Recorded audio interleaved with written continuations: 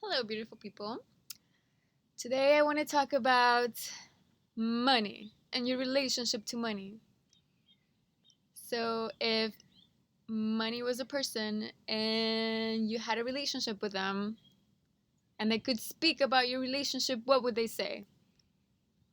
Is it a happy, healthy relationship or is it stressful and avoidant?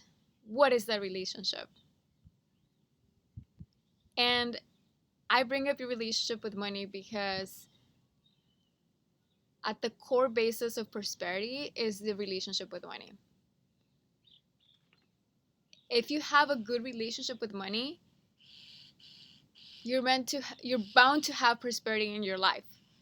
You might not see it at this very moment in time, you might think it might not be existing, but it will over time.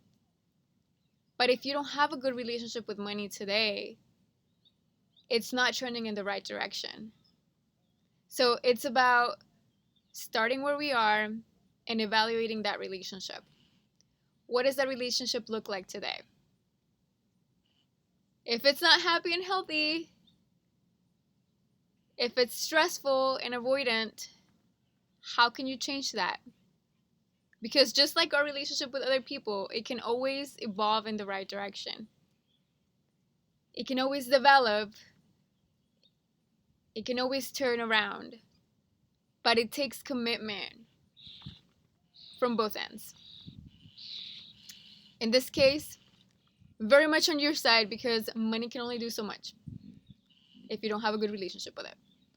So start where you are, make peace with the present because there's nothing we can do to go back and change the past. It already happened. So make peace with the present and decide how you want to reestablish that relationship. Now, I talk about prosperity more than I talk about wealth because prosperity is so much more important than wealth. You could be super wealthy and not be prosperous, or you might not have a lot of money but be very prosperous. So, the prosperity speaks of that good, healthy relationship with money. And that's what really matters ultimately. And we can have separate conversations about investments and all those things. And I'll do later videos on that stuff.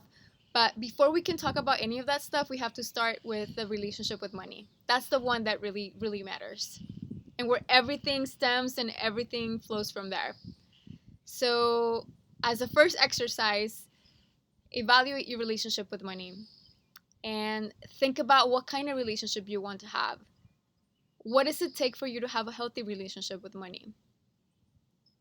What does it take to put the past resentments where they belong in the past, or any kind of frustration or any of that stuff that happened in the past, to just leave it there?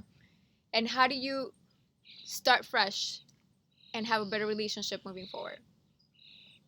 Because that is within your power, that is within your hands. I think oftentimes we have this idea that whatever it's been, it's going to continue to be that way. Or that the only way for it to be better is if we have to do some crazy strenuous thing to make it work out. But oftentimes it really just comes down to the basics and thinking about that relationship. So explore that relationship today. Look at the way you make purchases. I'm not judging your purchases. I'm just talking about you evaluating from your perspective because you get to decide your values and you get to then evaluate the way you make purchases. Evaluate those against what you believe to be your values. So, are your purchases in alignment with your values? That's where you can begin to have that conversation and begin to have that shift, right? Because if you look at the way you're spending your money, and then you realize, oh, that's not in alignment with my values. Well, guess what? You have the power to change that today if you want to.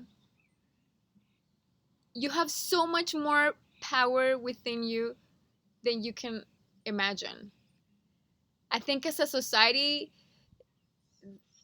there's this idea that people are disempowered. There's this idea that somebody else is controlling the narrative. But the reality is that you control the narrative. Yes, other things might be out of your control, but you have the power to control how you spend money. And that's huge. So give yourself credit for that. So when you evaluate that, your purchases, think of it as the potential for it to be better. And I'm not saying don't buy anything, right? Because I'm always about support local and support entrepreneurs. So obviously I care about people spending money, right? Because money goes a long way, and money can shape society in the right direction. Because if we have people that are spending money with their values, we're going to create this really good pressure on society to have the quality of products go up and be in alignment with our values, right? We always talk about that consumer spending and that consumer power, because as a consumer, you have a lot of power, so much under-tapped potential. But in order for you to be that powerful consumer, you have to be so good about the way you spend your money.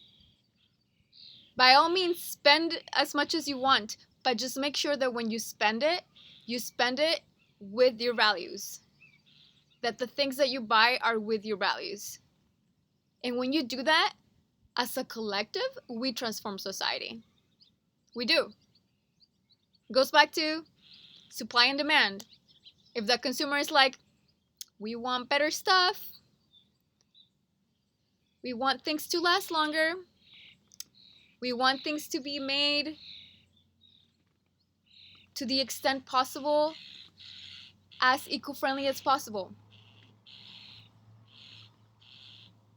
We want things to come from places where there is a healthy labor experience for the people that build the products. All of that is within our power as a consumer. But again, it goes back to our relationship with money. What is that relationship? And how do we ensure that we maintain that power, right?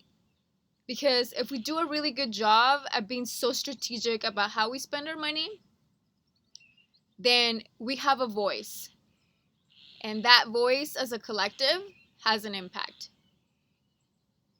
I mean, look at the trends and where they've headed over the years and the decades. It's largely because of what the consumer has been requesting and the expectations of that consumer. So I want you to remember that you have a lot of power. And then what you'll realize is that when you're really strategic about how you spend your money and you have a good relationship with money, because if you're strategic about it and you're spending with your values, then you are creating a really good relationship with money. And what you end up realizing is that you're going to grow your wealth, but in a really positive way. Not like some people just want to make fast cash and without any consideration for where that money came from. That's not true wealth. True wealth is when you have a good relationship with money and you grow your wealth in a very healthy way. That's true prosperity. So I want you to recognize that power that you have within you, because that's the most important thing. Once you recognize that you have a lot of power and a lot of control that you can oversee with the way that you spend your money, you'll start realizing that there's so much more potential that you didn't see before. You'll be like, well, if I buy this, then I can do that. Or what if I don't have to buy that because I can just repurpose it this way? You'll start realizing how many things are within your means that you didn't think were there before. But it's all about how this is all mindset stuff. You'll start looking at what you have before you purchase it. Because if you realize you already have it, then what's the point of purchasing something else? But then when you do purchase something, you'll have expectations for what you purchase, right? Because you'll be like, well, this other thing has to truly add more value to my life. Otherwise, it's not worth me spending that money. And so your relationship is going to change. It's going to evolve in a very, very, very healthy way. And you'll realize that you won't be needing to spend so much money on other things because you already have them. Yeah. And what happens when you already have the things that you thought you needed to buy? Well, now you have more money, right? More money to spend on something else. And then it's going to force you to be like, well, what are you going to spend it on? Right? So that dynamic, it's that really good positive dynamic that you can develop with your relationship with money could really transform things. I mean, if you think about dancing, when you have in partner dancing, when you have a really good partner, you have this good tension, right? They can sway you really well, and you guys will be in sync. Well, it's the same thing with money. And when you have a really good positive relationship with money, you guys are swaying, you're flowing. You're expecting more for less. And you're expecting higher quality. And you're making smarter investments. And all those things. We will have a separate video on investments, and we will separate video on other topics that are also important and relevant.